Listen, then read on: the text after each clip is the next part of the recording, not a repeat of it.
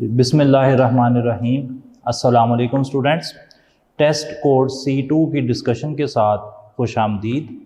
आज का हमारा टेस्ट स्टेट्स ऑफ मैटर के हवाले से है। स्टेट्स ऑफ मैटर में आपको जो 60 क्वेश्चंस दिए गए थे, अगर आप मुझसे पूछें तो टेस्ट का जो टाइम अलाउड है 40 मिनट्स, उससे कम टाइम में ये आसानी से होने वाला टेस्ट था।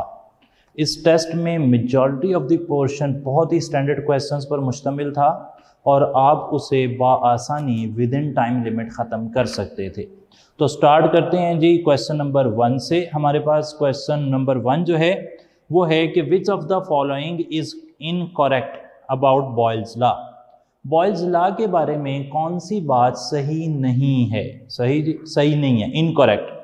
अल्फा ऑप्शन है product of pressure and volume always has a constant value, बिल्कुल सही बात है। PV is equal to K आपने पढ़ा है। Beta option a straight line is obtained when graph is plotted between pressure and inverse of volume, ये भी बिल्कुल सही है। प्रेशर और इनवर्स ऑफ वॉल्यूम के दरमियान हमने ग्राफ बनाया था और वो एक स्ट्रेट लाइन आई थी। Charlie option volume of given mass of a gas is directly proportional to pressure. Volume directly proportional to pressure ऐसा हमने नहीं सीखा, बल्कि हमने सीखा है कि volume is inversely proportional to pressure. तो जो चार्ली ऑप्शन है ना वो इनकरेक्ट स्टेटमेंट है, आपने चार्ली को टिक कर लेना है। Second question, if we increase 1 degree centigrade of a gas having volume 1092 centimeter cube at 0 degree centigrade, the new volume will be। Charles law की क्वांटिटेटिव एप्लीकेशन से सवाल आया है। फॉर्मूला जो आपने यूज करना है वो है VT is equal to V0 into 1 plus T over 273। V0 है 0 डिग्री सेंटीग्रेड पर वॉल्यूम 1092 है, 1 ऐसे ही आ गया। टेम्परेचर में कितना इजाफा हुआ है 1 डिग्री सेंटीग्रेड का, तो आपने टेम्परेचर 1 लिख दिया। अब आप 1092 को मल्टीप्लाई करते हैं अंदर 1 से, यही वैल्यू आ जाती है, प्लस आप दूसरे हिस्से से मल्टीप्लाई करते हैं तो 1092 ओवर 273 आ जाता है। इसे हल करते हैं तो 1092 प्लस 1 4 आ जाता है और जवाब आ जाता है 1096, जो कि है delta option. Third question, ideal gas resembles with non ideal if. हमने सीखा था कि अगर A और B लार्ज होंगे तो गैस नॉन आइडियल होगी। एक आइडियल गैस नॉन आइडियल कब बनती है? जब A और B दोनों लार्ज हो जाते हैं, जो कि चार्ली ऑप्शन है। फोर्थ क्वेश्चन है, at high temperature and low pressure gas become. जब टेम्परेचर ज्यादा किया जाता है तो गैसेस के मॉलिक्यूल्स के दरमियान में काइनेटिक एनर्जी बढ़ने से जो फोर्सेस ऑफ अट्रैक्शन हैं वो ख़त्म हो जाती हैं। सही हो गई जी बात। इसी तरीके से टेम्परेचर बढ़ाने से वॉल्यूम भी बढ़ता है। प्रेशर कम करने से भी गैस के मॉलिक्यूल एक दूसरे से दूर चले जाते हैं और उनके दरमियान में कोई भी फोर्सेस ऑफ अट्रैक्शन नहीं रहती। तो हम यहाँ पर जवाब लगा रहे हैं बीटा ऑप्शन। हाई टेम्परेचर पर और लो प्रेशर पर गैसें आइडियल हो जाती हैं क्योंकि उनमें फोर्सेस ऑफ अट्रैक्शन बाकी नहीं रहती। फोर्सेस ऑफ अट्रैक्शन कहाँ चली गई? प्रेशर कम करने से मॉलिक्यूल दूर गए और टेम्परेचर बढ़ाने से उनकी काइनेटिक एनर्जी जो है, मूवमेंट की एनर्जी जो है वो ज़्यादा हुई और इस वजह से उनमें फोर्सेस ऑफ अट्रैक्शन बाकी नहीं रही। तो बीटा ऑप्शन टिक कर लिया फोर्थ क्वेश्चन के आंसर में हमने। Fifth question, normal temperature and pressure of a gas refer to. जो नॉर्मल टेम्परेचर एंड प्रेशर है ना उसे कहते हैं zero. Normal temperature and pressure से ज्यादा इंपॉर्टेंट ना ब्रैकेट में STP लिखा हुआ है, तो STP का मतलब होता है 0 डिग्री सेंटीग्रेड और 1 एटमॉस्फेयर। अब 0 डिग्री सेंटीग्रेड को अगर आप केल्विन में लिखें तो वो 273 केल्विन हो जाता है, और 1 एटमॉस्फेयर को आप 760 मिलीमीटर ऑफ मरकरी भी कह सकते हैं। तो ये ऑप्शन हमें चार्ली में नजर आ रहा है, हमने टिक कर दिया। 6th question, what will be the pressure of 1 mole of an ideal gas at 300 kelvin and 250 centimetre cube volume. Formula यकीनन PV is equal to NRT लगेगा, और P is equal to NRT over V होगा। N की value दी गई है 1 मोल। आगे चलते हैं, टेम्परेचर की वैल्यू दी गई है 300 केल्विन। वॉल्यूम सेंटीमीटर क्यूब में दिया गया है 250 सेंटीमीटर क्यूब। मैं उसे डेसीमीटर क्यूब में लगा दूंगा 0.25 डेसीमीटर क्यूब। मैंने वॉल्यूम डेसीमीटर क्यूब में क्यों लगा लिया? क्योंकि R की वैल्यू 0.0821 वो डेसीमीटर क्यूब एटमॉस्फेयर में है। तो डेसीमीटर क्यूब वाली वैल्यू मुझे R की याद है, इसलिए मैंने वॉल्यूम को भी लिख दिया है डेसीमीटर क्यूब में। अब इसे हल कर लेते हैं। 0.25 जो है इसको अगर आप हल करें तो ये 100 आ जाता है। ये 100 बटे के नीचे अगर बटा होना तो वो 100 ऊपर चला जाता है। सही है जी बात। तो ये 100 चला गया ऊपर यहाँ पर, और इसे आप 25 से काटेंगे तो यहाँ 4 आ जाएगा। अब मेरे पास वैल्यूज क्या क्या हैं? मेरे पास है 300 इंटू 1, ये 300 ही बनेगा, मल्टीप्लाइड बाय 4 ये 1200 बन जाएगा, और 1200 को मल्टीप्लाई करना है मैंने 0.0821 से। इसे हल किए बगैर गुजारा नहीं है। कैलकुलेटर तो हमारे पास हालांकि नहीं होता, लेकिन हम इसे फिर भी हल कर लेंगे। अच्छा, इसे हल करके देखते हैं। ये लें जनाब, इस एरिया में हल कर लेते हैं। मैंने क्या तरीका लगाया? 1200 मल्टीप्लाइड बाय 0.0821, 100 100 122 111 आ गया, 1200 आ गया।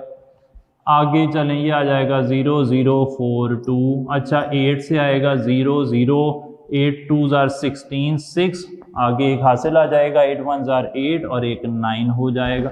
ऐसे वैल्यू आ जाएगी।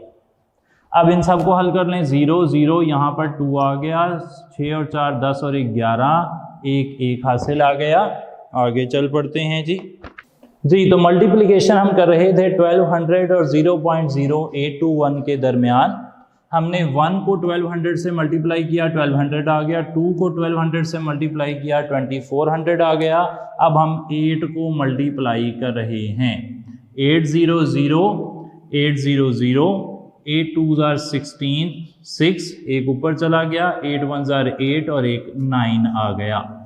सही है जी बात। आगे चलें, अब इन सबको ऐड कर लें। 0 0 2 5 8 9। क्लियर है जी बात। अब यहाँ पर डॉट कितनी वैल्यूज के बाद है? 1 2 3 4 के बाद है, तो यहाँ पर भी डॉट 1 2 3 4 के बाद आ जाएगा 98.5। अब 98.5 का यूनिट क्या है? वो यूनिट है एटमॉस्फेयर। क्यों? क्योंकि R का यूनिट था डेसीमीटर क्यूब एटमॉस्फेयर। तो डेसीमीटर क्यूब से कट गया और एटमॉस्फेयर आ गया प्रेशर का यूनिट। 98.5 जो है ना जी, ये 6th क्वेश्चन के अल्फा ऑप्शन में लिखा हुआ था। 7th क्वेश्चन देखें। The diffusion of gases eight absolute zero will be. Absolute zero पर ना गैसेज की जो रूट मीन स्क्वायर वेलोसिटी है, या एवरेज वेलोसिटी है, या मूवमेंट कह लें, या काइनेटिक एनर्जी कह लें, सब कुछ जीरो हो जाएगा। तो जब जीरो हो जाएगा तो फिर डिफ्यूजन भी जीरो हो जाएगी। तो 7th क्वेश्चन में डेल्टा ऑप्शन जीरो आ गया। 8th question. If 1/v is plotted on x axis and pressure on y axis, what should appear. ये देखें जनाब, ये तो पहले से मैंने बना दिया। 1/v और प्रेशर के दरमियान में एक स्ट्रेट लाइन आती है, तो चार्ली ऑप्शन हो गया। 9th question. Which is correct value for r Charlie option हमने पहले ही सीख लिया कि आर की वैल्यू 0.0821 डेसीमीटर क्यूब एटमॉस्फेयर पर मोल पर केल्विन है। 10th question, a straight line parallel to the pressure axis is obtained when a graph is plotted between। तो आपको याद रखना पड़ेगा कि प्रेशर और पीवी के दरमियान अगर ग्राफ बनाया जाए तो straight line parallel to pressure axis आती है। ये था क्वेश्चन नंबर 10 और इसमें सही जवाब हमने डेल्टा लिख दिया, pressure on x axis and product of pressure and volume on y axis. बहुत ही आसान सवाल है जी, ये आप चुटकी बजाते में उम्मीद है कर रहे होंगे। 11th question, which one of the following do not correctly represent ideal gas equation. Ideal gas equation की कौन सी फॉर्म आपको नहीं नज़र आ रही? अगर आप आइडियल गैस इक्वेशन को PV is equal to nRT बना दें तो इसकी एक फॉर्म ऐसे हो सकती है कि N is equal to PV over RT, और एक और फॉर्म ऐसे भी हो सकती है कि P over RT is equal to N over V, यानी कि अल्फा, चार्ली और डेल्टा जो है ना वो आइडियल गैस इक्वेशन की ही अलग अलग फॉर्म्स हैं। बीटा जो है ना वो इसकी फॉर्म नहीं बन रही। सही है जनाब, बीटा को आप इस इक्वेशन से नहीं बना सकते। तो 11th का जवाब हो गया beta, T is equal to NR over PV। 12th question देखते हैं, वैल्यू ऑफ R बतानी है इन न्यूटन मीटर पर मोल पर केल्विन, तो ये होती है 8.313। बीटा ऑप्शन वैल्यू याद ही रखनी पड़ेगी। तो इसके साथ ही हमारा क्वेश्चन नंबर 12 जो है वो मुकम्मल हो जाता है जी। Question number 13, Which one of the following statement is true about hydrogen and oxygen at STP for their 1 decimetre cube? Hydrogen और ऑक्सीजन का टेम्परेचर सेम है STP पर, प्रेशर सेम है और वॉल्यूम भी सेम है। अच्छा, अब हमने क्या पढ़ा हुआ है? हमने पढ़ा है कि V is directly proportional to N। एक और बात हमने ये पढ़ी थी एवोगैड्रोज लॉ के अंदर कि अगर दो गैसों के लिए टेम्परेचर, प्रेशर और वॉल्यूम सेम हो जाए तो उनके नंबर ऑफ मोल्स या नंबर ऑफ पार्टिकल्स भी सेम हो जाते हैं। अगर तीन चीज़ें आप सेम कर देंगे यानी कि टेम्परेचर, प्रेशर और वॉल्यूम, तो चौथी चीज़ यानी कि नंबर ऑफ मोल्स या नंबर ऑफ मॉलिक्यूल्स भी सेम हो जाएंगे। यानी कि यहाँ पर हाइड्रोजन और ऑक्सीजन के नंबर ऑफ मॉलिक्यूल्स या नंबर ऑफ मोल्स तो सेम हैं, लेकिन हाइड्रोजन के मोल्स n अगर मैं इसे लिख दूं और ऑक्सीजन के मोल्स उसे भी n लिख दूं, अगर दोनों के मोल्स बराबर भी हों तो मोल्स किसके बराबर होते हैं? Mass over molar mass. Molar mass जो है ऑक्सीजन और हाइड्रोजन का वो सेम नहीं है। तो जब मोलर मैस सेम नहीं है तो फिर मैस भी सेम नहीं होगा। सही है जनाब, आप जानते हैं ऑक्सीजन भारी गैस होती है, हाइड्रोजन हल्की गैस होती है। तो याद रख लें, बहुत अच्छा सवाल, इंफॉर्मेशन हमें समझा गया कि अगर डिफरेंट गैसेस के लिए temperature, pressure, volume, number of moles, number of particles सब कुछ भी सेम हो जाए तो भी उनके मैसेज सेम होंगे ये ज़रूरी नहीं है। सही है जी, मैसेज सेम नहीं होंगे क्योंकि हर गैस का मैस अलग अलग है। तो इस हिसाब से डेल्टा ऑप्शन देखें, both have same number of molecules but different message. ये बड़ी पक्की इंफॉर्मेशन है जी, ये बहुत मोहतात अंदाज से सवाल बनाकर आपको बताई गई, लाजमी याद रखें। 14th question, kinetic molecular theory of gases illustrates the behaviour of gases. Kinetic molecular theory ना हमें ना सिर्फ ये बताती है कि गैस के मॉलिक्यूल्स रैंडमली मूव कर रहे हैं, बल्कि ये भी बताती है कि उनकी काइनेटिक एनर्जी को निकालने का क्या फार्मूला है, उनकी वेलोसिटी निकालने का क्या फार्मूला है। बल्कि यहाँ तक भी बताती है कि एक मोल की एवरेज काइनेटिक एनर्जी क्या होगी।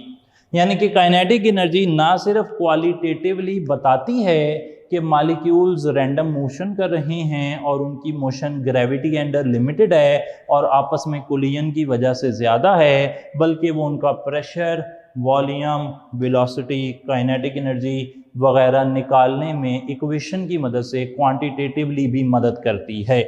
तो सही जवाब हो गया Charlie, both qualitatively and quantitatively. 15th question, which of the following correctly represents kinetic equation, ये आपके सामने ही लिखी हुई है, डेल्टा ऑप्शन है जी। आगे चलते हैं 16, which one of the following gases shows more deviation from ideal behaviour. Ideal behaviour से डेविएट कौन करता है? जिसमें इंटरमॉलिक्यूलर फोर्सेस होंगी या तो वो, या फिर जिसका साइज जो है वो लार्ज होगा वो।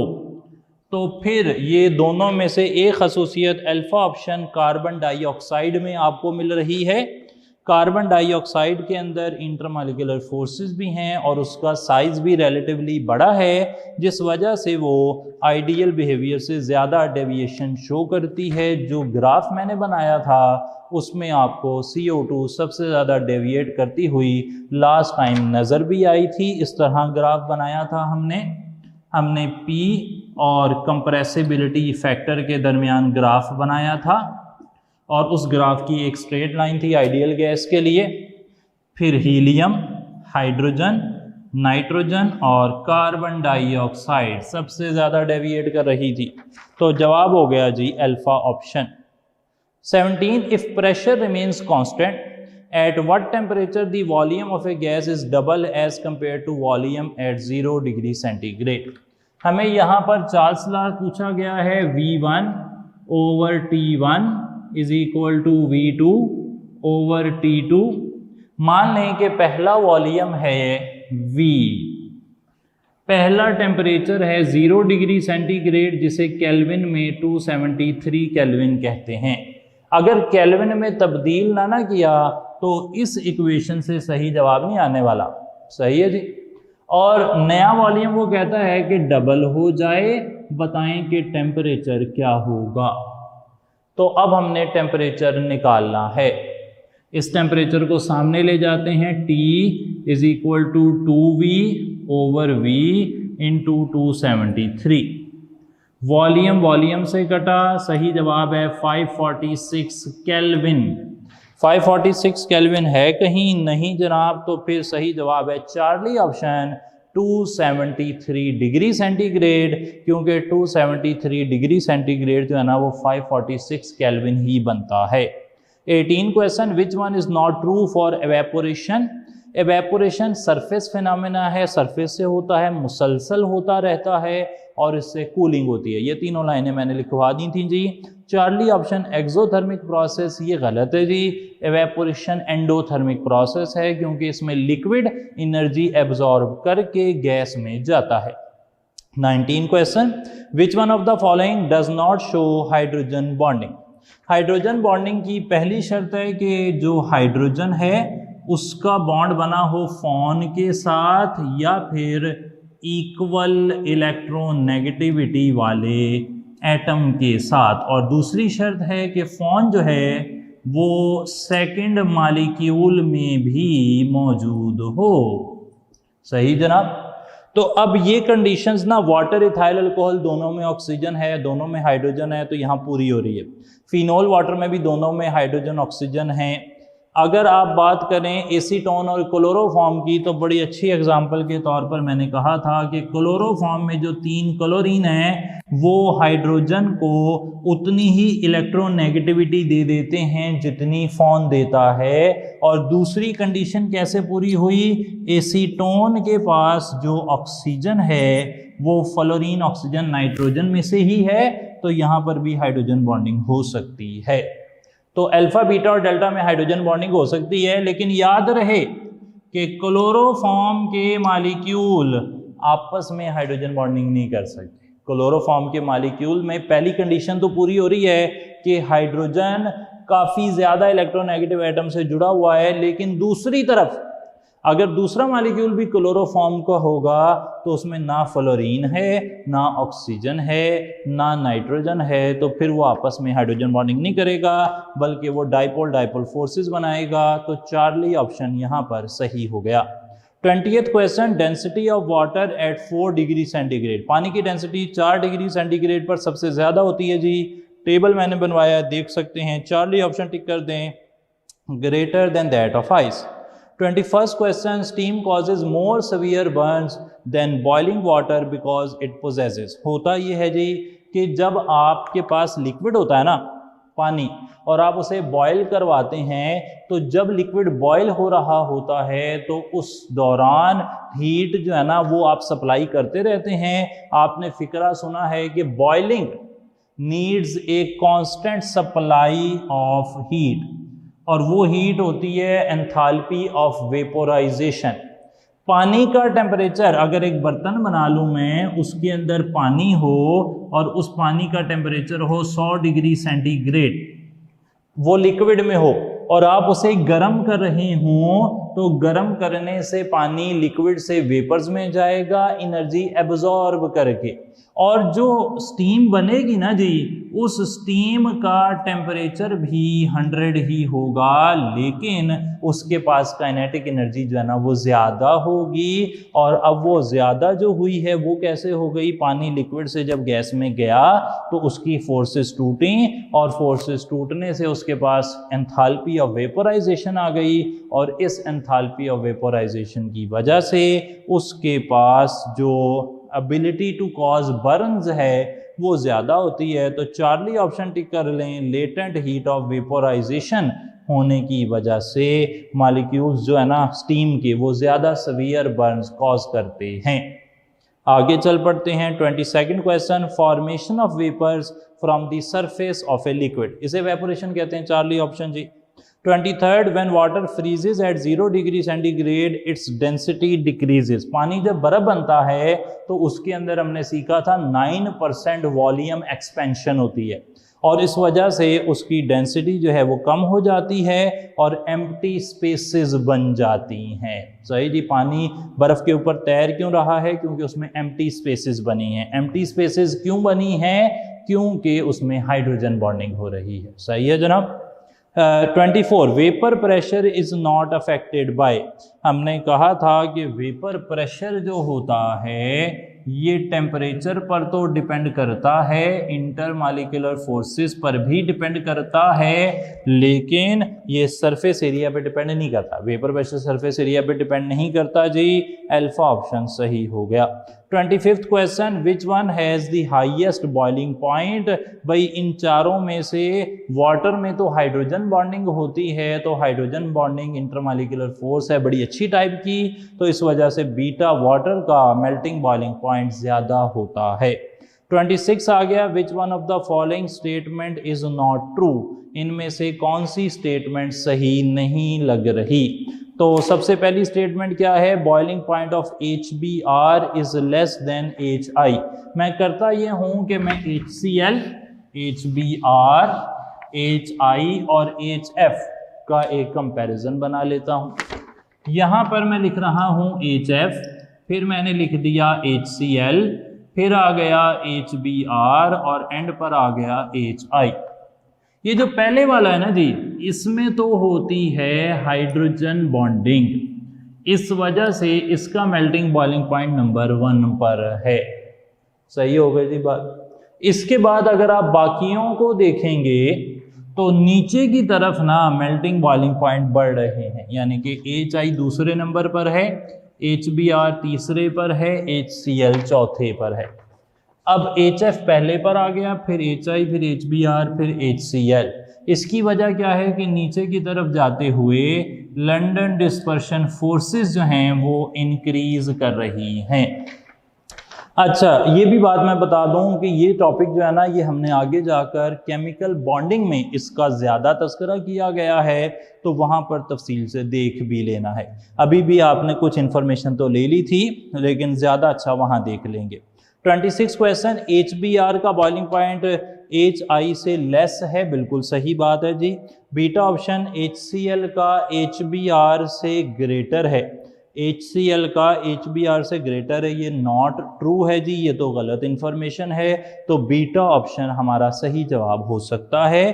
चार्ली देखें, HF का HBr से ज़्यादा है, HF का HBr से ज़्यादा है, HF का HBr से ज़्यादा है, बिल्कुल सही बात है। तो अल्फ़ा भी सही है, चार्ली भी ट्रू लग रहा है। डेल्टा देखें, boiling point of HCl is greater than HBr and HF। HCl का वो कहता है HBr से भी ज़्यादा है, HF से भी ज़्यादा है। अब यहाँ पर दो ऑप्शन ऐसे हो गए जो हमें ट्रू नहीं लग रहे। कौन कौन से? बीटा ऑप्शन जिसमें वो कहता है कि HCl का जो बॉइलिंग पॉइंट है वो HBr से ज़्यादा है, एक ये इन्फॉर्मेशन गलत है। और डेल्टा जिसमें वो कहता है कि HCl का HBr से भी ज़्यादा है, HF से भी ज़्यादा है, ये भी गलत हो गया।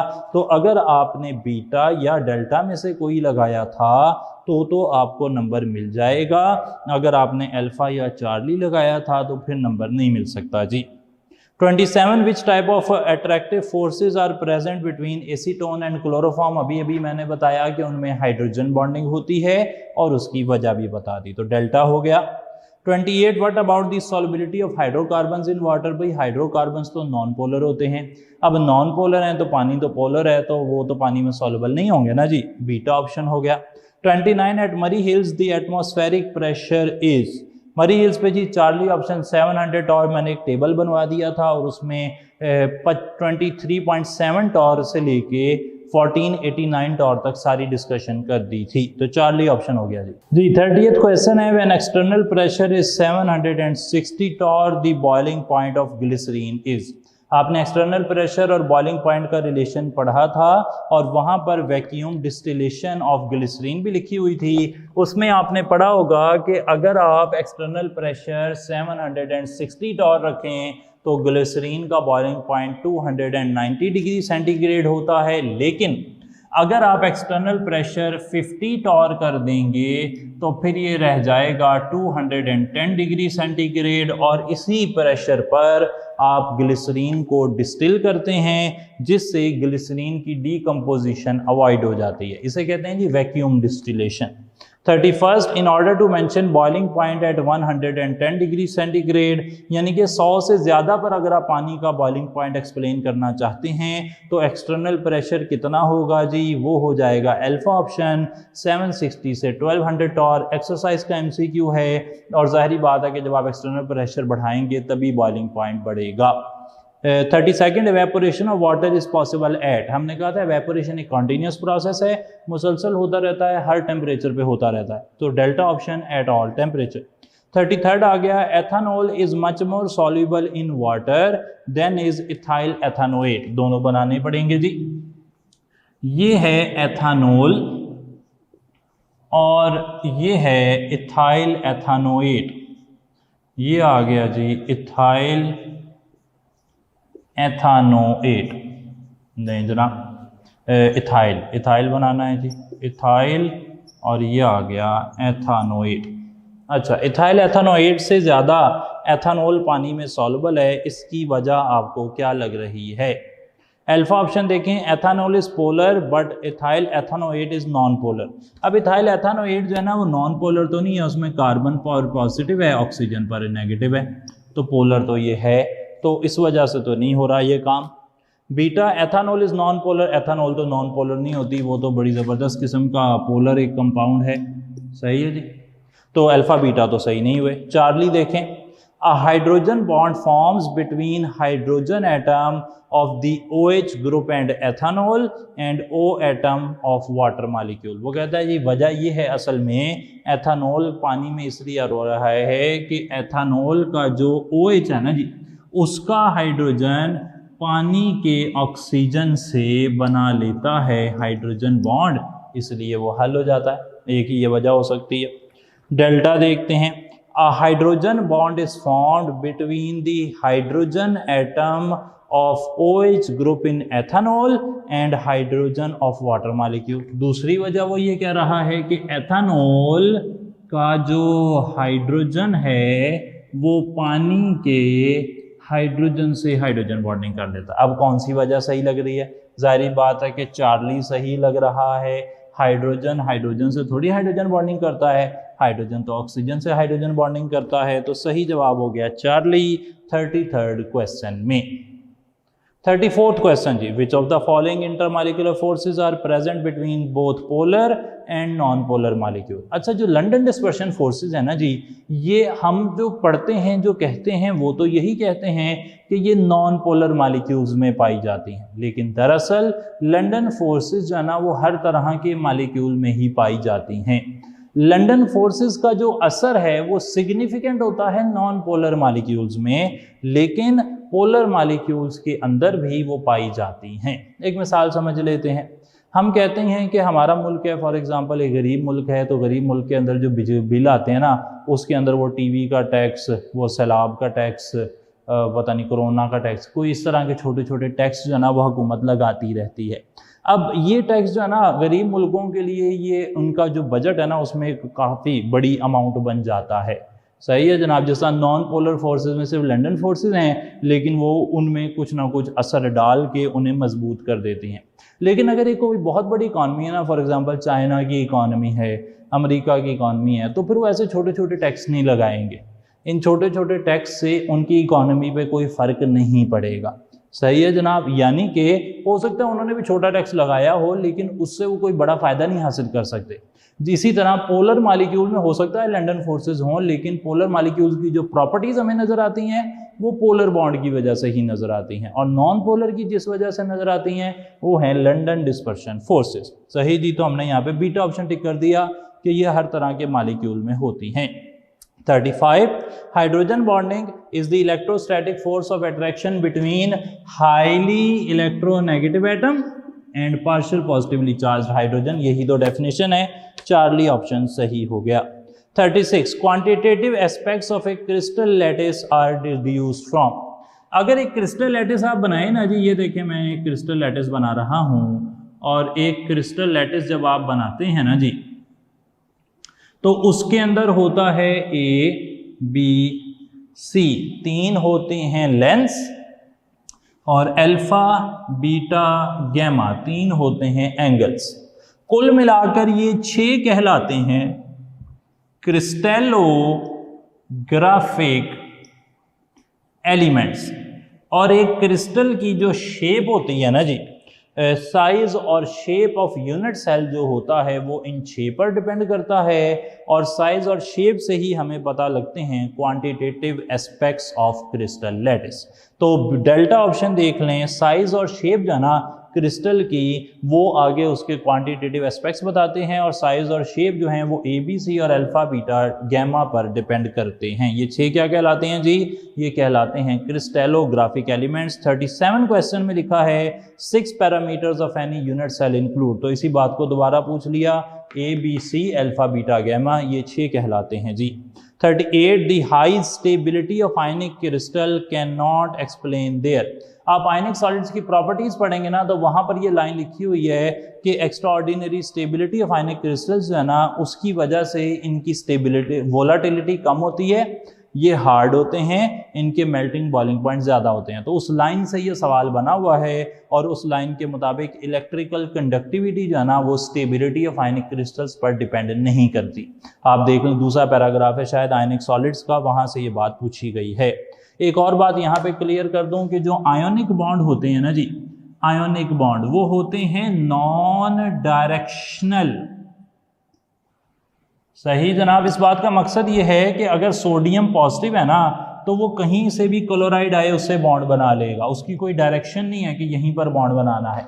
लेकिन जो कोवेलेंट बॉन्ड होते हैं वो होते हैं यूनी डायरेक्शनल, उनकी एक पर्टिकुलर डायरेक्शन होती है। मिसाल के तौर पर ये वाला कार्बन ऑक्सीजन बॉन्ड देखें, ये अगर इस डायरेक्शन में बना ना, तो ये इसी डायरेक्शन में है।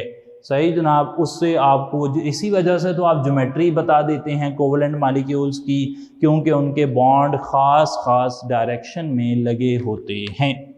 अच्छा जनाब, 39 आ गया। Which statement about the electrical conductivity of ionic solids is correct.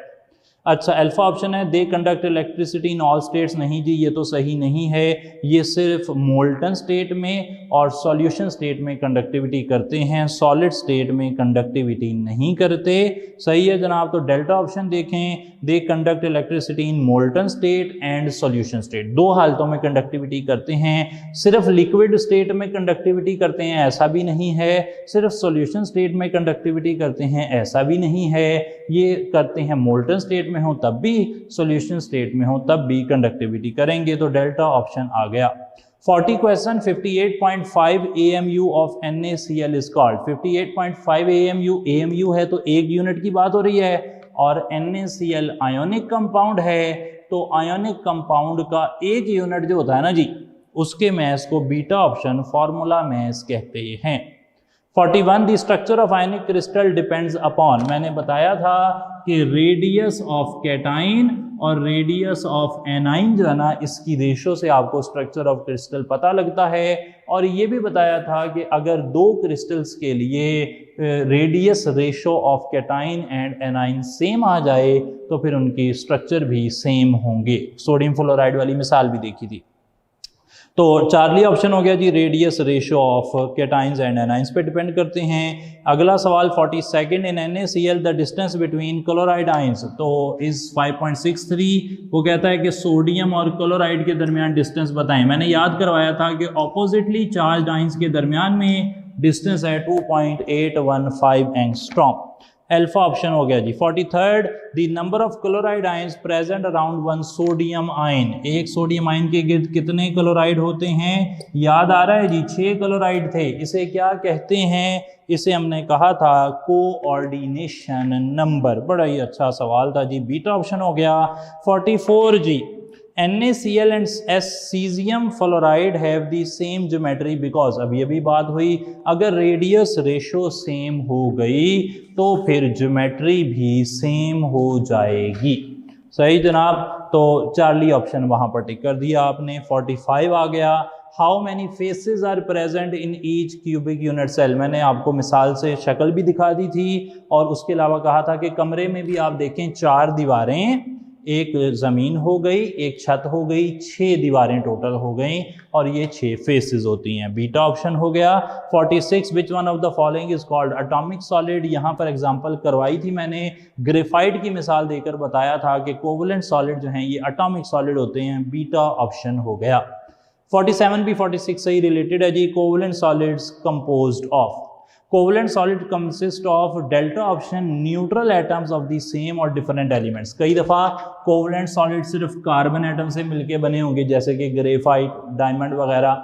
कई दफ़ा वो सिलिकॉन कार्बाइड हो सकता है, 2 तरह के एटम से मिलकर बन सकता है। एल्यूमिनियम नाइट्राइड 2 तरह के एटम से मिलकर बन सकता है। तो हमेशा वो बनेगा किससे? न्यूट्रल एटम से बनेगा। कोई आइंस नहीं होंगे वहाँ पे, कोई मॉलिक्यूल्स नहीं होंगे। 48 the covalent crystal having giant molecules like diamond and silicon carbide are, तो जो giant molecules हैं उनके साथ क्या आती है जी? insolubility, वो किसी में हल नहीं होते क्योंकि उनमें इतनी एक्सटेंसिव 3 डायमेंशनल बॉन्डिंग है कि उसको तोड़ना किसी भी सॉल्वेंट के लिए पॉसिबल नहीं होता। तो डेल्टा ऑप्शन हो गया, insoluble in all solvents. 49 all the bond lengths in the tetrahedral unit of diamond are, diamond के अंदर कार्बन ने सारे सिंगल बॉन्ड बनाए हैं, सारे सिंगल बॉन्ड हों तो डिस्टेंस हो जाता है 154 पिकोमीटर। आप में से जो लोग बहुत अच्छे तरीके से एफएससी करके आए हैं वो जानते हैं कि अगर डबल बॉन्ड होता तो 1.33 यानी कि 133 पिकोमीटर, ट्रिपल बॉन्ड होता तो 120 पिकोमीटर और अगर बेंजीन होती तो 1.397 एंगस्ट्रॉम यानी कि 139.7 पिकोमीटर हो जाते। फिलहाल डेल्टा ऑप्शन हो गया जी। 50th question, which one of the following pairs contains polar molecular solid. Polar molecular solid इनमें से कहाँ कहाँ हैं? अल्फा ऑप्शन देखें जी, आयोडीन एंड शुगर। आयोडीन तो नॉन पोलर होती है, सही। बीटा ऑप्शन देखें, carbon dioxide and ice. Carbon dioxide non polar होती है। Charlie option, phosphorus and carbon dioxide दोनों ही नॉन पोलर हैं। Delta option, sugar and ice. Sugar के अंदर भी OH बॉन्डिंग है, आइस यानी कि पानी के अंदर भी OH बॉन्डिंग है, ये दोनों पोलर लग रहे हैं। डेल्टा ऑप्शन हमने टिक कर दिया। कार्बन डाइऑक्साइड नॉन पोलर है जी, ये आपको पता होना चाहिए। कार्बन डाइऑक्साइड ना असल में उसके अंदर एक लीनियर स्ट्रक्चर होता है और डाइपोल मोमेंट जो होती है ना जी वो कैंसल हो जाती है। इस बात को हम केमिकल बॉन्डिंग वाले चैप्टर में देखेंगे, तब तक के लिए याद रख लें कि CO2 नॉन पोलर होती है। 51st क्वेश्चन हो गया, आगे की तरफ चलते हैं। Which one of the following solid is soft and compressible molecular solid? 4 option उसकी प्रॉपर्टी है जी ये। 52nd आयोडीन की बॉन्ड डिस्टेंस सॉलिड आयोडीन में याद करवाया था मैंने, अल्फा ऑप्शन 271.5 पिकोमीटर होता है, गैस के अंदर 266 पिकोमीटर के करीब था।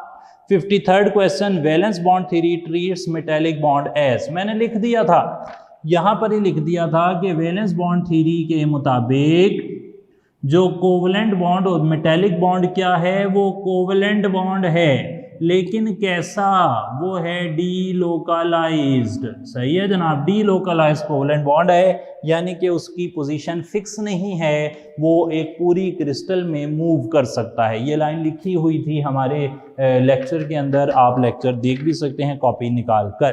तो Charlie option a delocalised covalent bond. 54 question, metals are good conductor of electricity due to the presence of metals. Conductor क्यों होती हैं भाई? मोबाइल इलेक्ट्रॉन्स की वजह से, बीटा ऑप्शन हो गया। 55 the appearance of shiny surface of metals in light is due to. इसकी वजह यह है कि मेटल्स जो होती हैं भाई, मेटल्स के ऊपर अगर आपने लाइट डाली, मेटल्स के ऊपर अगर आप लाइट डालेंगे, ये मान लें मेटल है, इस पर लाइट पड़ेगी, तो यहाँ पर क्या हो रहा है? यहाँ पर हो ये रहा है कि मेटल के जो इलेक्ट्रॉन है ना जी, वो हो रहे हैं एक्साइट, और जब वो डी एक्साइट होते हैं तो ये लाइट निकल जाती है, और ये वजह बनती है शाइनी सरफेस की। तो Charlie option excitation of electrons followed by D excitation of electrons. Electrons ऊपर जाते हैं फिर नीचे आते हैं और इस तरीके से लाइट एमिट होती है। 56 malleability and ductility of metals is due to. Metals malleable हैं और डक्टाइल हैं, इसकी क्या वजह है? ये भी बताई थी मैंने कि मेटल्स के अंदर जो है ना वो लेयर्स ऑफ एटम्स होते हैं, जब आप उन पर प्रेशर लगाते हैं तो ऊपर वाली layer slips pass the lower layer, और वो इस तरीके से जो है ना वो शीट्स या वायर्स उनसे बन जाती हैं। आयोनिक सॉलिड से नहीं बनती। क्यों नहीं बनती? क्योंकि उनकी जो लेयर्स हैं उनमें होते हैं पॉजिटिव नेगेटिव पॉजिटिव और नेगेटिव पॉजिटिव नेगेटिव। जब आप उन पे प्रेशर लगाते हैं तो एक जैसे आयंस एक दूसरे के सामने आ जाते हैं और क्रिस्टल शैटर हो जाती है, ब्रिटल होते हैं ionic solids. Metallic solids brittle नहीं होते, मेटालिक सॉलिड्स मैलिएबल और डक्टाइल होते हैं। क्यों होते हैं? Easy packing after sliding of one plane of atoms over another. Charlie option, अगर उन पे प्रेशर लगाएं तो ऊपर वाली लेयर नीचे वाली लेयर पे स्लिप कर जाती है, और स्लिप करने के बाद भी वो पैक हो जाते हैं, दोबारा से पैकिंग हासिल कर लेते हैं, इसलिए वो अच्छे मैलिएबल और डक्टाइल होते हैं। सही जनाब, आगे चलते हैं। 57th क्वेश्चन आ गया। Copper is a good metal having the close packing of type. Copper के अंदर पैकिंग कौन सी है जी? क्यूबिक क्लोज पैकिंग है, याद रख लें, लेकिन कोई ख़ास ज़रूरी नहीं थी ये बात। 57 पर ज़्यादा ध्यान नहीं भी देंगे तो काम चल जाएगा। 58 आ गया। In close packing of atoms first layer do not resemble with third layer. अगर फर्स्ट लेयर जो है वो थर्ड लेयर के साथ मैच ना कर रही हो तो फिर इसका क्या मतलब है? हमने पढ़ा हुआ है कि जो क्रिस्टल के स्ट्रक्चर हैं वो हो सकते हैं ए बी सी टाइप, या फिर हो सकते हैं ए बी टाइप। सही है जी बात। अब ए बी सी को क्या कहते हैं? क्यूबिक क्लोज पैकिंग, याद आया रहा होगा आपको। और ए बी को क्या कहते हैं? Hexagonal close packing. A B C में पहली लेयर और तीसरी लेयर आपस में मैच नहीं करती। ए बी में पहली और तीसरी लेयर आपस में मैच करती हैं। सही जनाब। अब जरा ऑप्शन देखते हैं। पहला है alpha option, structure of hexagonal close packing. पहली और तीसरी लेयर आपस में मैच ना कर रही हो तो फिर ये हेक्सागोनल नहीं हो सकता। सही जी, ये तो क्यूबिक क्लोज पैकिंग होगी। आगे देखते हैं स्ट्रक्चर ऑफ आयरन मेटल। हमें नहीं पता स्ट्रक्चर ऑफ आयरन मेटल क्या होता है।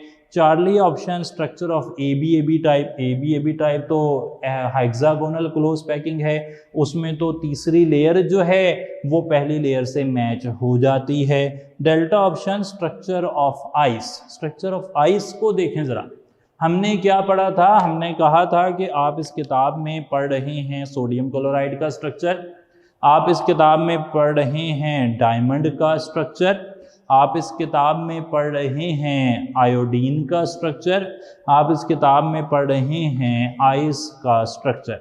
अब ये सारे स्ट्रक्चर जो हैं ये कैसे हैं, क्यूबिक स्ट्रक्चर हैं। और क्यूबिक स्ट्रक्चर यानी कि क्यूबिक क्लोज पैकिंग टाइप के स्ट्रक्चर और क्यूबिक क्लोज पैकिंग टाइप के जो स्ट्रक्चर होते हैं उसमें पहली लेयर ए तीसरी लेयर सी होती है, ये आपस में मैच नहीं होती।